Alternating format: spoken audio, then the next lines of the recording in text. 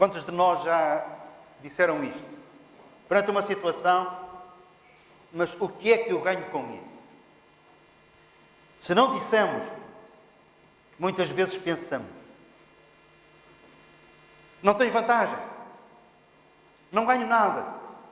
Porque é que me vou dar ao trabalho de disponibilizar o meu tempo, atenção, incomodar-me, se no fim eu não ganho nada? Este espírito não é novo. Se nós pensamos assim algumas vezes, outros também já pensaram assim antes de nós. Às vezes eu noto com os meus netos, e também já notava com os meus filhos, coisas assim do género. Estão a ajudar os pais, a ajudar a mãe. E a certa altura perguntam, quanto é que tu me vais pagar? Nunca aconteceu isto com os vossos filhos. Quanto é que tu me vais pagar? Agora mãe, quanto mais tempo eu vou ter no computador? Ganho mais meia hora? Isto não é novo, conforme eu disse. O apóstolo Pedro, a certa altura, ele vira-se para o Senhor Jesus e diz, mestre, vamos lá ver uma coisa. Nós deixamos tudo para te seguir. O que é que nós vamos ganhar com isso? O que é que nós vamos ganhar? E tantas vezes no nosso relacionamento com Deus, nós também agimos assim. Cá no fundo, nós pensamos, sim, ok. Eu vou servir o Senhor, eu vou segui-lo, mas o que é que eu vou ganhar? O que é que eu vou lucrar com isso?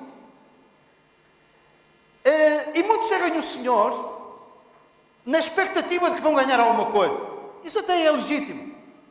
O problema é que quando as expectativas são colocadas muito altas em relação ao tempo presente, nós nunca colocaremos as expectativas altas demais em relação ao futuro, em relação à eternidade. Mas podemos colocar essas expectativas muito altas em relação ao tempo que estamos aqui na Terra. Por vezes, deixai-me dizê-lo, os líderes têm alguma culpa nisso. Vão criando um espírito de que os crentes vão ser todos ricos, saudáveis e já agora bonitos.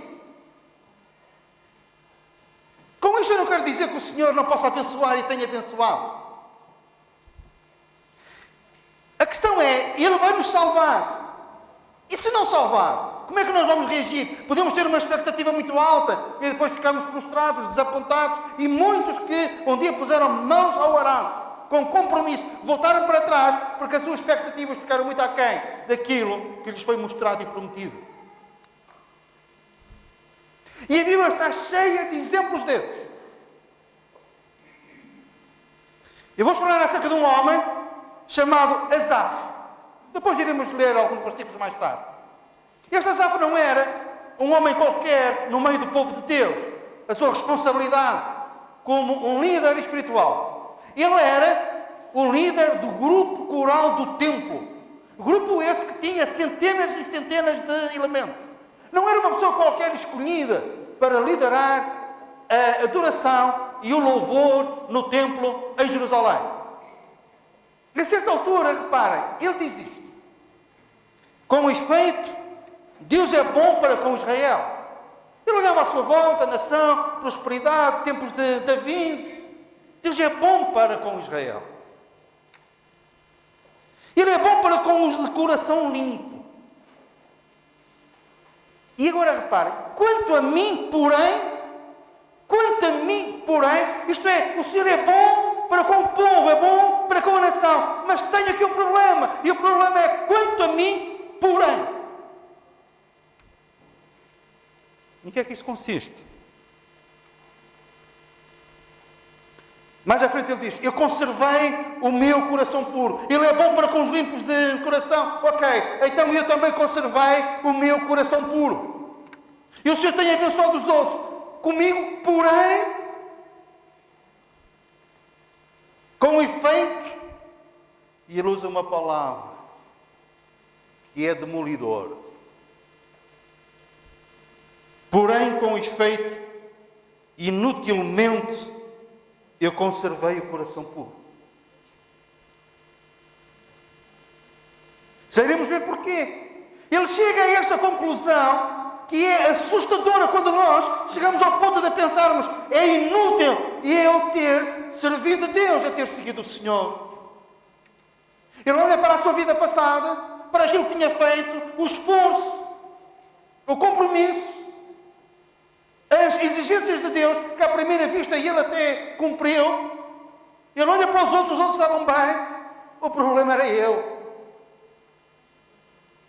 Porém, com efeito, inutilmente, eu purifiquei o meu coração.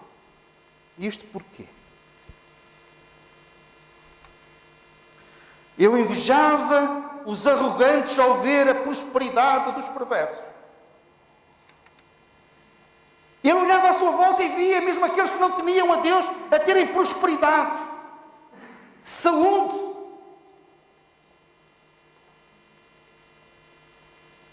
E eu sou afligido cada manhã. Eu tenho inveja. Neles não há preocupações. O seu corpo é sadio e nédio. Não partilham das canseiras dos mortais. Não são afligidos como os outros homens. E eu sou afligido cada manhã. Alguma coisa aqui não me bate certo, pensava ele.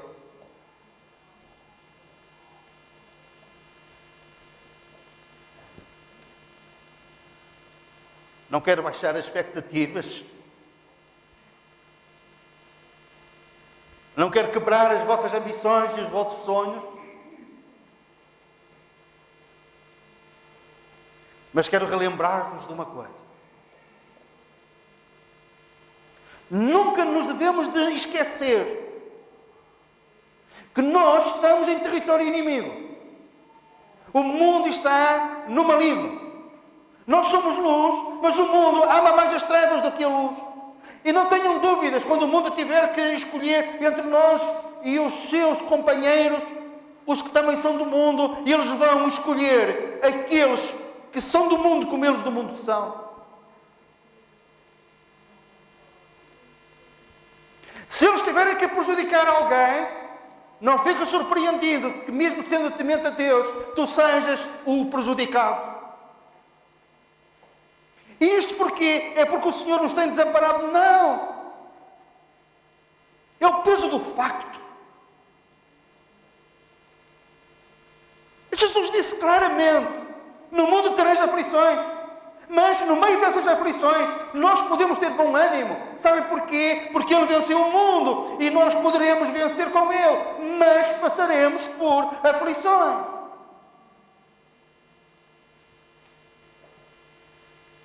Eu às vezes estremecia por dentro quando começou esta pandemia. Eu vi alguns a profetizarem e a dizerem assim: nenhum crente vai ficar com o Covid-19. E eu pensava assim, isso não vai ser verdade. Nenhuma praga chegará à igreja. E eu pensava assim, mas é que vai chegar. Não é isso que nós lemos na Bíblia. Não é falta de fé. É pôr as coisas no seu devido lugar. Depois fomos conhecendo crentes, passaram por dificuldades tremendas, cuidados intensivos, igrejas que fecharam algumas porque houve um surto lá no meio delas. E 25 ficaram infectados e 30 ficaram infectados. E nós ficámos tristes. Mas não desapontados. Não porque nós não tínhamos essa expectativa de que ninguém seria afetado, compreendem? Porquê? Porque não é isso que eu vejo na Bíblia. Não é isso. E perante esta crise espiritual que este homem estava a passar, ele fez uma coisa que está no Salmo 73, versículo 17. Antes ele diz no versículo 16, em refletir isto, para compreender isto, achei que esta tarefa era muito pesada para mim. Isto é, olha, desculpem o termo, isto é areia demais para a minha caminhonete, a pensar nisto assim, nestes termos. Isto é pesado demais. Ele faz uma coisa que nós precisamos de fazer quando nós não compreendemos as coisas. Quando a dúvida se agiganta.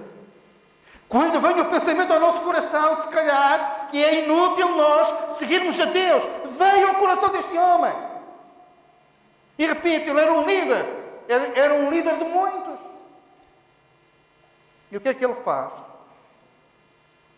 Versículo 17. Entrei no santuário de Deus. Eu entrei no santuário. Santuário significa a presença de Deus. Meus irmãos e amigos, mais tarde ou mais cedo, é uma questão de tempo, virão coisas na nossa vida que nós não vamos compreender o porquê. E nessas situações o inimigo não vai desperdiçar essas oportunidades. Ele vai colocar no nosso coração, no nosso pensamento, ele vai segredar ao nosso ouvido, ou vai usar algumas pessoas que nos vão dizer: é inútil tu servires a Deus.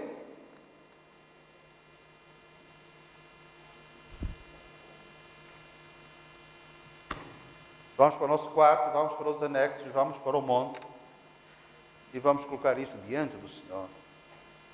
Senhor, eu não estou a compreender. É tarefa muito pesada para mim. Quando nós ficamos na presença de Deus, o Espírito de Deus vai se mover. Vamos começar a compreender as coisas.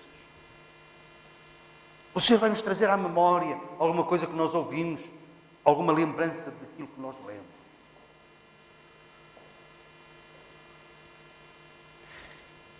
E vamos ficar firmes nas promessas de Deus que nós podemos reivindicar, nomeadamente a promessa da sua presença, de que é conosco, mesmo perdendo, nós ganhamos.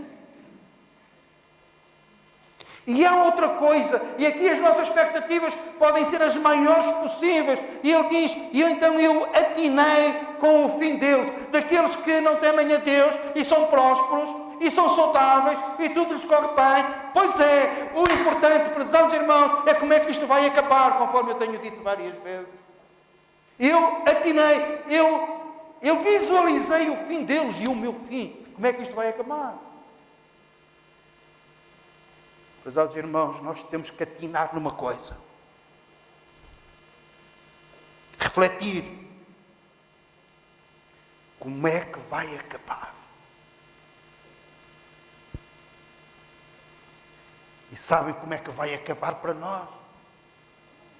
Ou sermos arrebatados com um corpo glorioso a encontrar o Senhor nos ares, ou sermos levados pela morte, mas ausentes do corpo, presentes com o Senhor. Amém? É assim que vai acabar. E vamos abrir os olhos na glória de Deus, partilhando da beleza da sua santidade, da sua presença. É vitória e será vitória. É como é que vai acabar. Eu tenho um amigo não, também não é meu inimigo, é um conhecido, com quem eu me dou bem. Ele é um adepto ferrenho de um certo clube. Só que ele tem um problema. Ele nunca consegue ver um jogo do seu clube. Começa o jogo e sabe o que é que ele faz? O que é que ele faz? Ele pega no cão e vai dar uma volta. Ele não consegue. Um dia ele arriscou a ir ao estádio do seu clube. Começou o jogo, ele virou as costas e passou o jogo todo de costas voltadas, já não conseguia ver. Vai dar uma volta, já acabou o jogo. Chega a casa e diz: mulher, como é que ficou o jogo?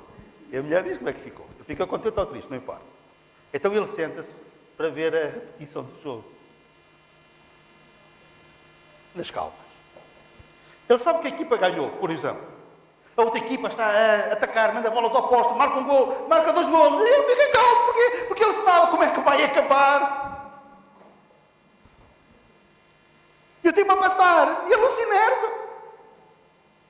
Porquê? Porque sabe que no fim a sua equipa é que vai ganhar. Compreenderam?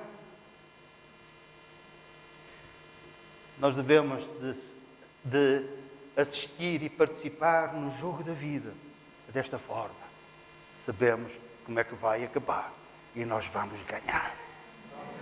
E a vitória será de tal ordem que a palavra de Deus diz que em Cristo seremos mais do que vencedores. É mais do que ganhar, é mais do que uma simples vitória, é uma vitória não sei quantas vezes.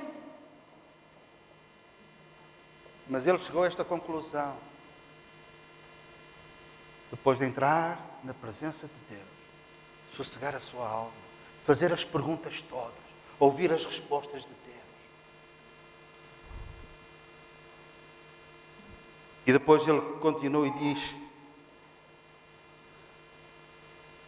quem mais tenho eu no céu, não há outro em quem eu me compraza na terra. Ainda que a minha carne e o meu coração desfaleçam, Deus é a minha fortaleza, o meu coração é a minha herança para sempre. Eu vou ganhar no fim, eu atinei no fim deles e no meu próprio fim, e o meu fim será um fim glorioso.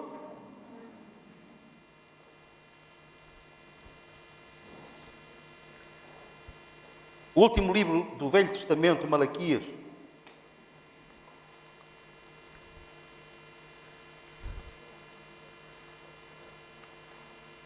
capítulo 3, no versículo 14.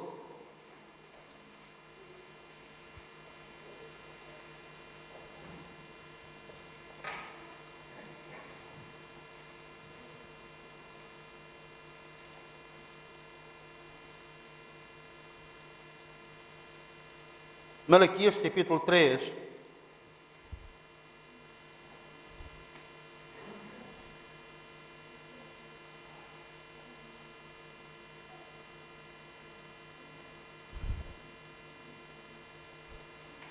versículo 14. Vós dizeis: inútil é servir a Deus, que nos aproveitou termos cuidado em guardar os seus preceitos e em andar de luto diante do Senhor dos Exércitos. O mesmo princípio, a mesma queixa. Vós dizeis, não somente vós pensais, mas vós dizeis isto. Inútil é servir a Deus, que nos aproveitou termos cuidado em guardar os seus preceitos e em andar de luto, isto é, com o coração contrito diante de Deus, o Senhor dos Exércitos. No fundo, o que é que nós ganhamos com isso? Vamos ver a reação de Deus. A reação do Senhor. Versículo 13. As vossas palavras foram duras para mim. Porquê? Porque vós dizeis: inútil é servir a Deus. Quando nós pensamos isto ou nós dizemos isto, vocês até entendem o nosso desespero. Ele compreende a nossa queixa. Ele não nos rejeita, não risca o nosso nome do livro da vida. Mas essas palavras não deixam de ser palavras duras para Ele.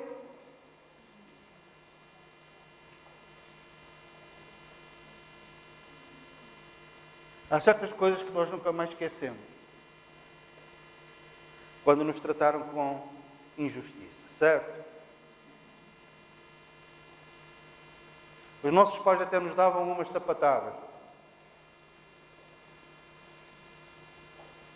Nós esquecemos tudo isso, exceto aquelas que foram injustas. Porquê? Porque essas situações foram duras para nós, certo?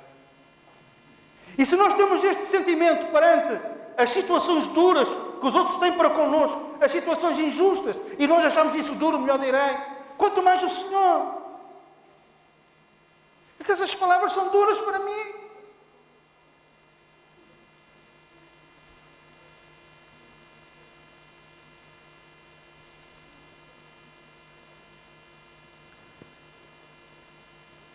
Somos convidados a viver por meio da fé.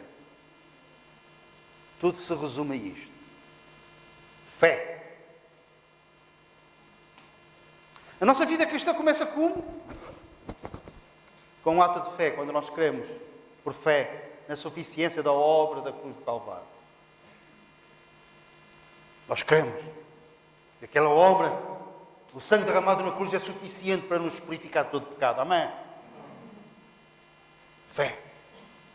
E se vem nos dizer alguma coisa, se nos vem dizer para nós acrescentarmos algo à obra da cruz, nós firmarmos os pés nas promessas de Deus, naquilo que está escrito, e dizemos, não por obras, mas apenas pela fé, por causa da graça de Deus e da sua misericórdia para comigo. E daqui não sai, e daqui ninguém me tira. É fé. Só que a Bíblia depois diz: o justo viverá da fé. A nossa vida, depois de nós crermos em Cristo, por meio da fé, deve ser vivida por meio da fé. A fé participa. O Senhor nunca perdeu uma batalha. Quanto menos, tanto melhor. Quanto mais Ele perder uma guerra, Ele é o Senhor dos exércitos. Satanás tentou. Reparem nisto.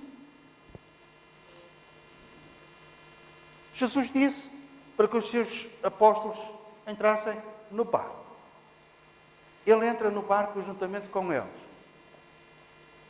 Jesus está cansado, adormece sobre uma almofada.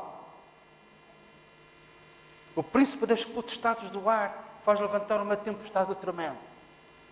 Vento, ondas altas. O que é que no fim ele queria? Ele queria afogar os discípulos, sim, mas acima de tudo ele queria afogar Jesus. Porquê? Porque ele sabia que na cruz do Calvário a sua cabeça seria esmagada, a sua derrota seria decretada. E ele então joga antecipadamente. Mas Jesus ia perder esta batalha para depois perder a guerra? De modo nenhum. Quando Jesus se levanta e repreende os ventos, a palavra repreender é a mesma palavra que ele usava para repreender os demónios. É precisamente a mesma palavra. No fundo, ele repreendeu o príncipe das potestades do ar. E a seguir àquela tempestade há uma grande bonança. Jesus várias vezes disse que era maior. Ele disse que era maior do que o tempo. O que é que isso significa? A única religião que Deus deu aos homens foi o judaísmo. Minuciosamente, a construção do templo, os sacrifícios. E aquela nação orgulhava-se do seu templo, da grandiosidade do edifício em si, mas também daquilo que se fazia no templo.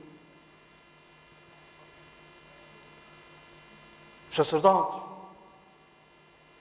o sumo sacerdote, os cordeiros que eram sacrificados ali. Mas vem Jesus e diz: eu sou maior do que o templo. No templo ofereciam-se repetidamente sacrifícios. E Jesus vem e faz um sacrifício único, definitivo, sem ser necessário repetir. O sangue daqueles cordeiros apenas cobria os pecados. O sangue do Cordeiro de Deus elimina o pecado e os pecados. Jesus é o nosso sumo sacerdote. A Bíblia, noutra parte, diz o grande sacerdote, o grande pastor das nossas almas. É maior que o templo. Ele disse que era maior do que o profeta Jonas.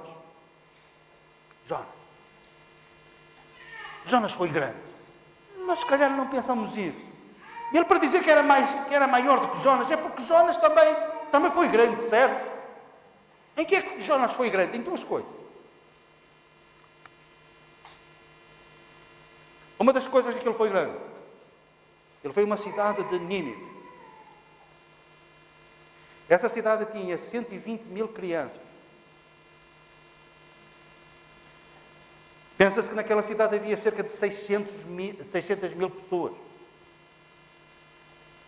E ele, depois de ter desobedecido, obedeceu à voz de Deus. E foi para aquela cidade. E pregou naquela cidade. Não com muita convicção, mas ele foi. E o Senhor usou aquele homem para que toda aquela cidade se arrependesse, desde o rei até os mais pobres do povo. Humilharam-se perante Deus e clamaram por misericórdia. E nisto Jonas foi grande. Numa outra situação, Jonas foi grande. Engolido por um grande peixe. Vamos chamar baleia. Nem sabem o que é que lhe vão chamar, mas nós vamos chamar baleia. Engolido por uma baleia, que é um grande peixe. No estômago do grande peixe. Não era coisa pouca. Andar ali às bolenas de um lado para o outro. Algas, o muco do estômago do grande peixe. Aquilo, peixes lá misturados, triturados. Ele no meio daquilo tudo, imagina. Ele foi grande porque a certa altura, ele lá nas profundidades do mar, vinha à superfície e pensava que era para ficar por ali. E o grande peixe mergulhava novamente. Ele andava nessa vida. 3 dias e 3 noites naquilo. E a certa altura ele clama ao Senhor. E nesse clamor ele foi grande. E lemos textualmente: o peixe o vomitou na praia. Então, já pensaram qual era o estado de Jonas ao ser vomitado pelo grande peixe ao fim de 3 dias e 3 noites lá dentro? O cheiro dele, o aspecto dele, as algas emaranhadas na cabeça. Ele a tentar levantar-se e cambalear por todos os lados, podia tirar uma montanha russa, subir e descer. Mas saiu vivo. Só que Jesus é maior do que Jonas. Porque 3 dias e 3 noites esteve no seio da terra. E saiu vivo. Mas saiu vivo em poder e glória. A sua cara não viu a corrupção.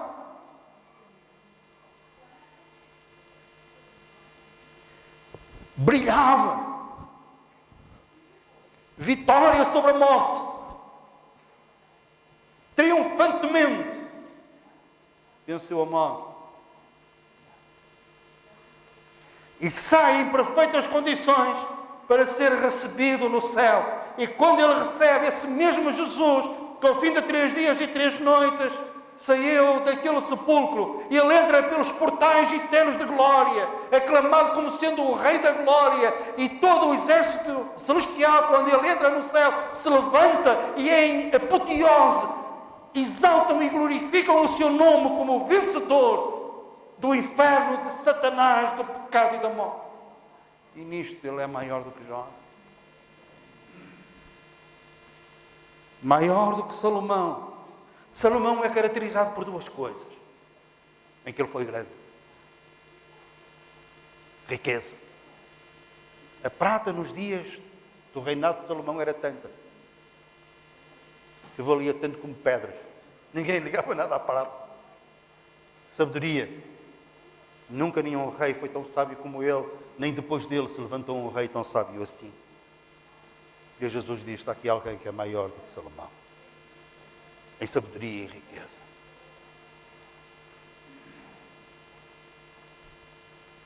E é este Jesus que nós anunciamos. É este Jesus que está por nós, que está na nossa equipa. É este Jesus que diz: jamais te deixarei e te desampararei. E como é possível nós termos palavras duras para com Ele e pensarmos ou dizermos: inútil é servir a Deus? Se eu disser, por mais difíceis que sejam as circunstâncias, e algumas eu sei, são bem difíceis, estamos a dizer palavras, Deus diz: essas palavras são duras para mim. E são duras porquê? Porque não é justo nós dizermos ou pensarmos isso.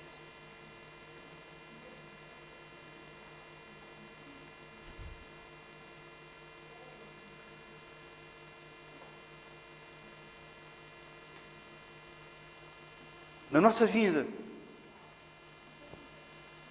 não há sorte, não há acaso. Todas as coisas estão debaixo do controle deste Deus, que me ama e que nos ama.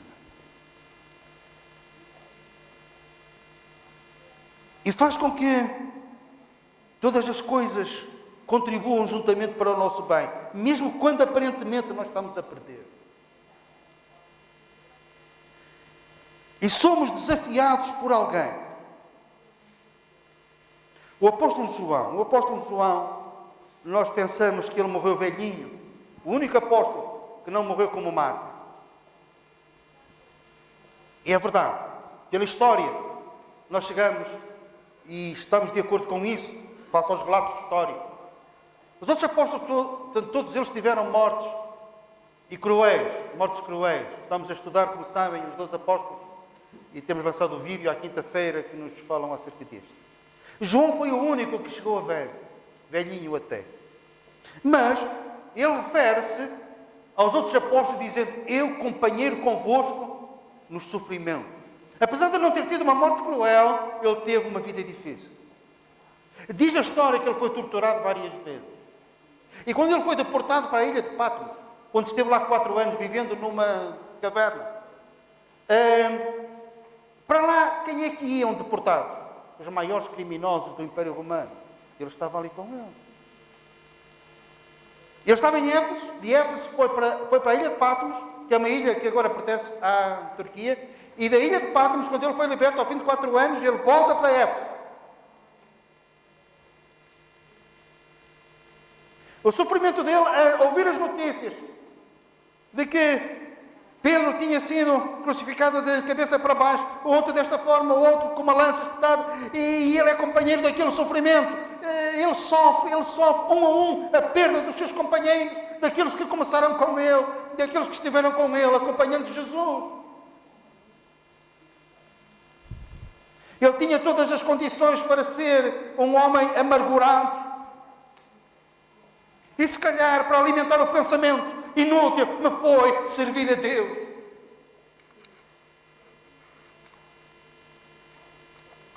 Li alguns, quando ele volta novamente para Éfeso, já velhinho, quando ia para a igreja, tinha que ser apoiado por uma pessoa de cada lado, face à dificuldade que ele tinha em caminhar. E li, vale o que vale, mas eu li. À medida que ele ia caminhando, ele tinha uma frase que lhe era muito peculiar. À medida que ele ia caminhando com dificuldade, amparado, ele ia dizendo: Deus ama-nos, Deus ama-nos, Deus ama-nos. E a certa altura, na sua epístola, ele diz: Vede, com grande amor nos tem concedido o Pai, a ponto de sermos chamados filhos de Deus. E de facto somos filhos de Deus. Por essa razão o mundo não nos conhece. Amado, agora somos filhos de Deus. E ainda não se manifestou o que haveremos de ser. Ele agora tem expectativas. Agora é o sofrimento. Agora é dor. Agora perdas também. Mas ele tem expectativas. Nós somos filhos de Deus. Ainda não é manifesto o que nós devemos de ser, mas sabemos que quando Ele se manifestar, seremos semelhantes a Ele, porque haveremos de vê-lo como Ele é. Não somente iremos ver Jesus como Ele é, mas nós seremos semelhantes a Ele, com um corpo glorioso, semelhante ao dele. Não há expectativa maior. Amém? Resumindo, em relação à eternidade, todas as expectativas ficarão aquém daquilo que vai ser. Porque aquilo que os nossos olhos ainda viram, os ouvidos ouviram, ou subiu ao nosso coração, é aquilo que o Senhor tem guardado para nós que o amamos. Em relação à nossa vida aqui, expectativas. O Senhor pode abençoar a nossa vida? Tem-no feito. Amém? Tem-no feito. Mas não nos esqueçamos de uma coisa. Esta não é a nossa terra. Esta não é a nossa pátria. Este não é o nosso destino. O mundo está sob o controle do Deus Todo-Poderoso. Mas Satanás continua a ser o Deus deste século e o príncipe deste mundo, não nos esqueçamos. A sua ação está limitada. Ele não vai além daquilo que o Senhor permite. Mas este é o território dele, por enquanto. Por enquanto. E perante uma situação, por mais difícil que seja, o nosso pensamento é, em primeiro lugar, o Senhor vai nos livrar. Mas se não livrar, fica sabendo, ó Rei, ó Príncipe deste mundo, seja lá quem for, eu não me curvarei perante a imagem. E de modo algum irei dizer, ou pensar, inútil é servir a Deus. Jamais. Porque essas palavras são duras para o Senhor e não são justas. E não são justas. O Senhor nos abençoe. Amém?